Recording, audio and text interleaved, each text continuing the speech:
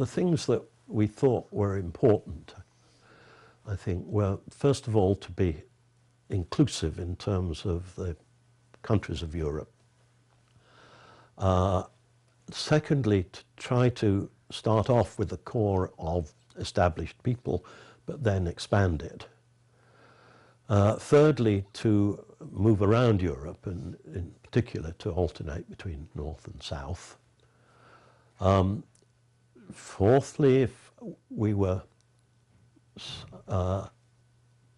having a meeting in an environment that didn't have a lot of experience, to provide lots of backup so that we got very experienced at setting up meetings, and we could sort of, in a sense, just check out that everything was okay. In a lot of cases it wasn't necessary, but in some cases it was.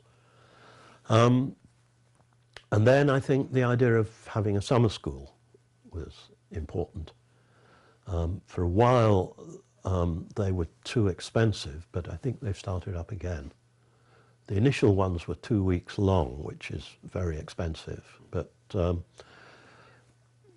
we got funding from the Volkswagen Foundation, which was very generous for the first one. And I think maybe the second or third, Lars-Göran Nilsson organized in Stockholm. But Lars-Göran's very good at raising funds, but even he had trouble raising enough for a 2-week summer school. But I'm happy to see that they've started again. And we set up the offices in a fairly standard way, that people would serve for a period and then retire. And so we'd have new people passing through.